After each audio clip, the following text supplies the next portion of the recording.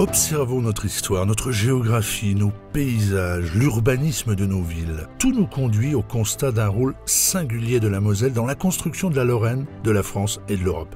La Moselle s'affiche comme l'emblème de ces terres de l'Est que Charles de Gaulle décrivait comme le môle de la patrie. Nous le voyons avec les fortifications de Metz, la citadelle de Bitche, imaginée par Vauban, ou plus tard, la légendaire ligne Maginot courant le long de nos frontières. Nous le lisons dans le récit des 3 dernières guerres, où les Mosellans occupent les avant-postes et soignent en silence leurs blessures spécifiques, telles celles des malgré-nous. Nous le constatons aujourd'hui encore dans notre vie quotidienne avec des dispositifs comme le droit local, toujours en vigueur, hérité des annexions allemandes. Nous l'entendons dans notre pratique des langues et le percevons dans notre condition d'entre-deux, entre les mondes germains et latins.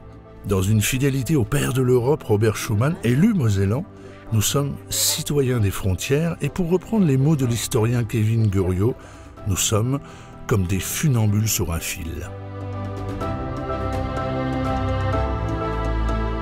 Le département de la Moselle développe une politique mémorielle ambitieuse et active à travers des initiatives en direction de publics variés, dont les jeunes, au cœur de cet objectif de transmission. Parmi ceux-ci, voici François. Il a 10 ans et fréquente une école franco-allemande. Nous allons le suivre dans sa recherche de réponses à ces questions sur l'histoire mosellane.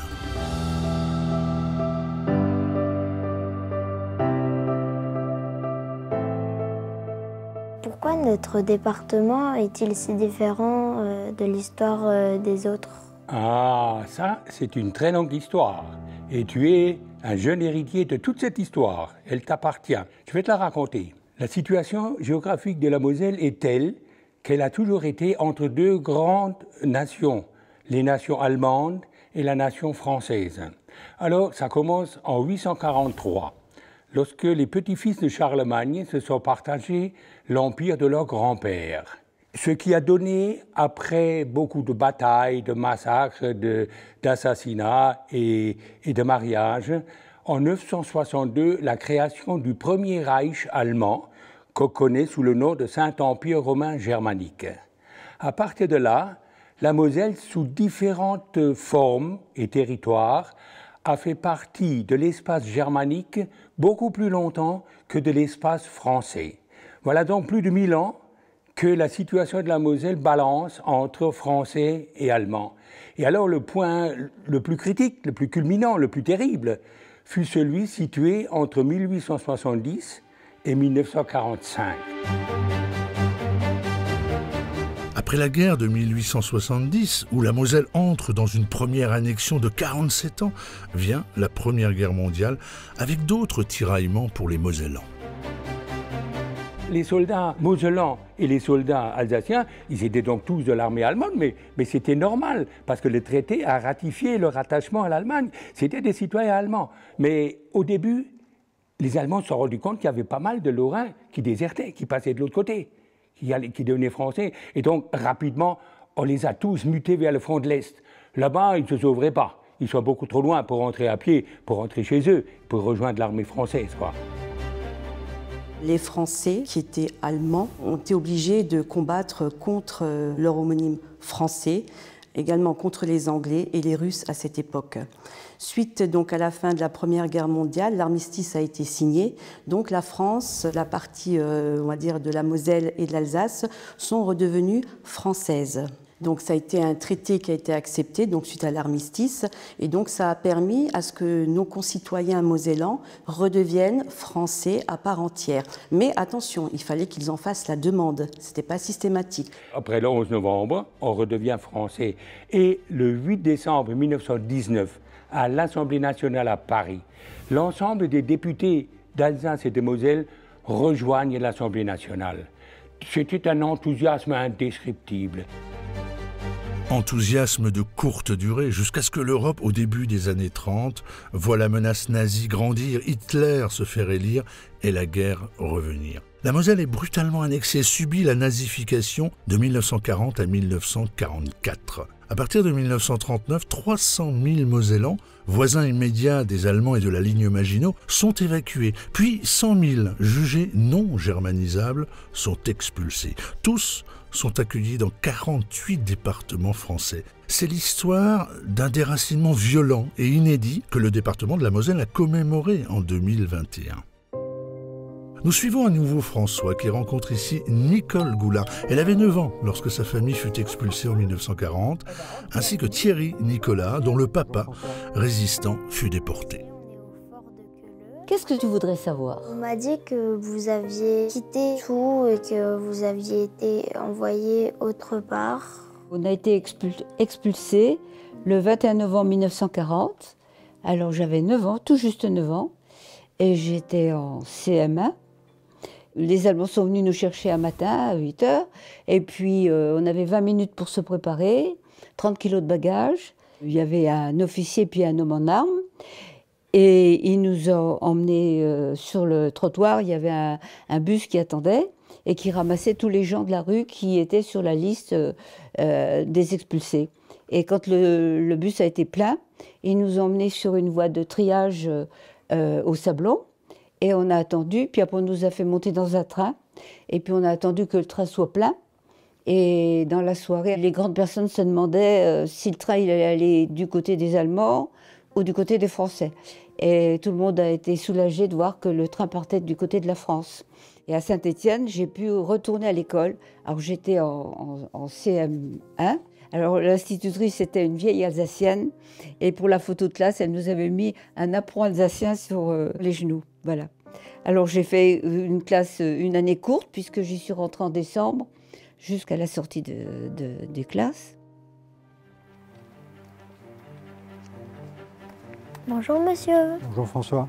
Ici on est au fort de Queuleux. Est-ce que vous pourriez m'expliquer qu'est-ce qu'on y faisait et quand est-ce que ça a été construit? Alors le fort de Queuleux a une très longue histoire, 150 ans d'âge, et donc il s'est passé beaucoup de choses ici. C'est lié aussi à l'histoire de la Moselle avec ses 2 annexions, la première annexion en 1870 et la deuxième annexion en 1939. Et donc pendant ces 2 annexions-là, le fort a été occupé par les armées prussiennes, allemandes, et puis entre les 2 guerres par les armées françaises. Pendant cette période-là, effectivement, la période la plus dramatique a été la période de la Deuxième Guerre mondiale, en 1939-1945, où entre 1943 et 1944, le fort de Queuleux a servi de camp spécial de la Gestapo, c'est-à-dire qu'on y mettait des résistants en prison, dans les casemates, et on les interrogeait, on les torturait. Il y a une autre partie qui est peut-être moins connue de la part des gens concernant le fort de Queuleux, c'est que ça a été aussi une annexe du camp du Struthof. Et là se trouvaient donc des déportés qui étaient déplacés sur Metz pour effectuer des travaux en ville. La particularité de la Moselle dans cette guerre, c'est bien sûr la nazification prenant de multiples formes, de l'obligation de parler allemand aux expulsions, enfermements, tortures et déportations. C'est aussi l'effroyable sort réservé aux malgré nous, une blessure infligée en 3 temps à plus de 30 000 Mosellans incorporés de force dans l'armée allemande et envoyés pour la plupart sur le front de l'Est à partir d'août 1942. Une triple peine. D'abord, celle de combattre sous l'uniforme de l'ennemi, puis la rétention dans des prisons et des camps soviétiques dont le plus tristement célèbre est celui de Tambov. Ce qu'on a vécu soi-même, il ne faut pas que ça revienne. Il ne faut pas que ça revienne. Le monde reste stable, qu'il soit un peu, comment dirais-je, compréhensif quelquefois. Donc comprendre l'autre, stabilité. Pas continuer avec la brutalité, soit un peu plus raisonnable envers les gens. Parce que les gens, c'est des hommes, c'est pas des animaux. Là, on était comme des animaux, mais la tête était quand même là. La 3e peine infligée aux malgré nous, c'est à leur retour en France. On ne les comprend pas. Ils sont rentrés désespérés à la maison, personne ne les comprenait. Encore récemment, des gens, des Français de l'intérieur, de la région de Saint-Étienne, m'ont dit mais moi, je ne serais jamais allé comme malgré nous, j'aurais refusé. Je dis bah oui, mais sachant qu'on emmènerait ta mère ou ton père en camp de concentration, peut-être que tu aurais réfléchi autrement, tu aurais parlé autrement. Même actuellement, en France, dans la France de l'intérieur, les gens sont quasiment incapables de comprendre ce qu'ont vécu les Mosellans pendant ce moment. Comprendre, apprendre pour mieux transmettre et faire de la connaissance du passé un outil de construction du futur. Ce travail de mémoire s'opère souvent discrètement et patiemment, en famille, dans les associations et les communes. Le département de la Moselle en a fait une pierre angulaire de son action à travers de nombreuses initiatives telles ces Journées de la mémoire mosellane, dont c'est la 14e édition cette année, mais aussi un lien étroit avec le monde associatif patriotique ou le conseil départemental des jeunes, des actions de sensibilisation dans les collèges, des partenariats et des jumelages, et naturellement l'ensemble des commémorations soulignant le respect et la gratitude due à ces combattants, ces femmes, ces hommes, ces familles anéanties. On est un territoire d'accueil, une terre d'accueil, mais aussi on est une terre qui a été marquée par plusieurs conflits majeurs, donc 3 essentiellement. Et ça, c'est vraiment quelque chose qui est important et qu'il faut qu'on s'en souvienne pour les générations futures, pour pouvoir raconter notre histoire, raconter ce qu'était l'histoire à cette époque. Et c'est vraiment quelque chose, voilà, qui nous tient à cœur et qu'on se doit de perpétuer. On doit tous faire preuve de courage et de bienveillance parce qu'on est tous en fin de compte des passeurs de mémoire. Bonjour papa. Bonjour Fanfan. J'ai vu beaucoup de personnes aujourd'hui qui m'ont parlé de la Seconde Guerre mondiale. Est-ce que toi tu en parles en collège? Ah oui, absolument François, c'est très très important. On a dans les programmes de 3e 2 leçons consacrées à la Seconde Guerre mondiale. Une première leçon sur la Seconde Guerre mondiale en général et une deuxième sur la France dans la Seconde Guerre mondiale. Et il faut que les enseignants parlent de cette période-là. On ne peut pas faire de devoir de mémoire sans devoir de savoir.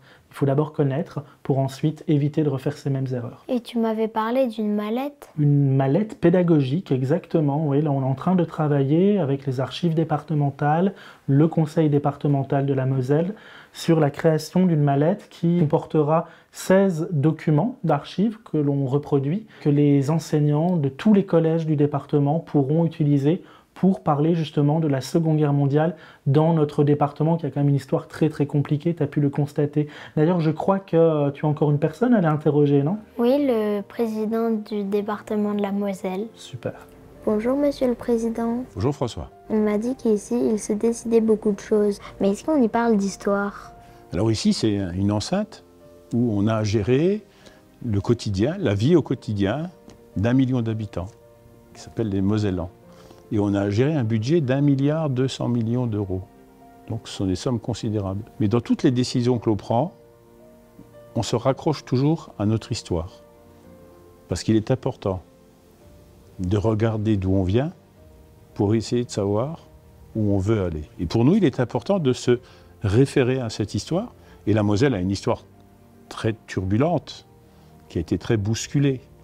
Et donc pour nous, il est absolument essentiel que l'on marque notre territoire par son identité et surtout par son histoire. Je vois le drapeau européen derrière nous, mais est-ce que l'Europe nous protège vraiment?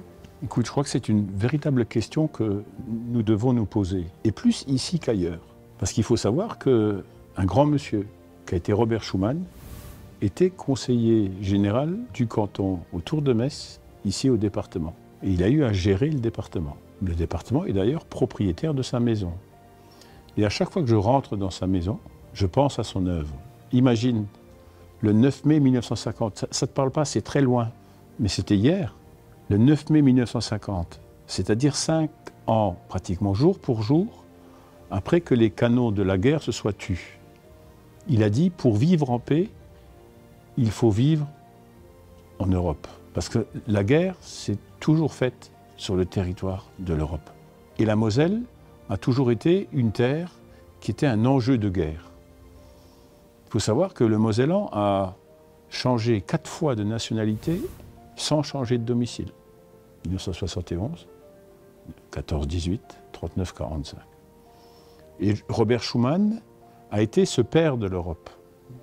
Celui grâce auquel on vit en paix dans cette Europe depuis 1945. Et ici, le cœur de Robert Schuman est encore vivant. Et pour ce qui nous concerne, moi je suis intimement convaincu, et d'ailleurs les faits en témoignent, c'est que nous vivons en paix grâce à l'Europe.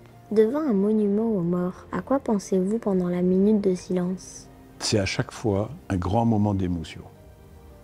Depuis 1995, j'ai été maire d'une commune de Yutz, et à chaque manifestation patriotique où je me retrouvais devant le monument aux morts pour cette minute de silence qui nous permettait de nous recueillir, je pensais à celles et ceux qui nous ont précédés, à celles et ceux qui ont combattu, à celles et ceux qui ont souffert, à celles et ceux qui sont morts, pour que nous continuions à vivre libres. Et pendant cette minute de silence, il y a énormément d'images qui me passent devant les yeux. J'entends mes grands-parents me parler de ce qu'ils ont vécu pendant la guerre. J'entends mes parents me parler lorsqu'ils ont été déracinés. Et ça dure qu'une minute. Mais c'est un film comme ça que je revois sans arrêt. Et durant cette minute de silence, j'émets un vœu. C'est que, comme moi, tu ne vives jamais ces moments-là.